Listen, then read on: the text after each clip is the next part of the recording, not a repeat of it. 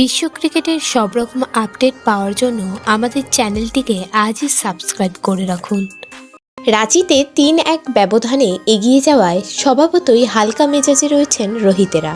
Test series শেষ হওয়ার পর আইপিএল শুরু হবে, তাই ধর্মশালায় পঞ্চম টেস্টের আগে কয়েকটা দিন নিজেদের মতো সময় কাটাচ্ছেন তাঁরা।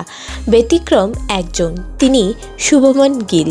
মোহালির বাড়িতে ফিরেও প্রতিদিন অনুশীলন করছেন ভারতের ব্যাটিং অর্ডারের ৩ নম্বর ব্যাটার। মোহালিতে পাঞ্জাব ক্রিকেট অ্যাসোসিয়েশনের স্টেডিয়ামে নেটে অনুশীলন করছেন শুভমন। ব্যাটিংয়ের পাশাপাশি ফিল্ডিং এবং ফিটনেস ট্রেনিংও করছেন তিনি।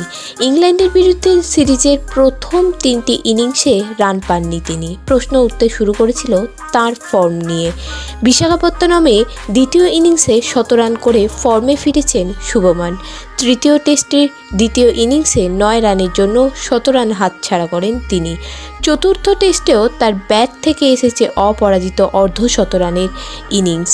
রান পাওয়া শুভমন ধর্মশালাতেও ফর্ম ধরে রাখতে মরিয়া, তাই ইংল্যান্ডের বিরুদ্ধে পঞ্চম টেস্টের আগে পাওয়া সময় কাজে লাগাচ্ছেন তিনি। ভিডিওটি ভালো লেগে থাকলে বাংলার ক্রিকেট চ্যানেলটিকে অবশ্যই সাবস্ক্রাইব করে দিন।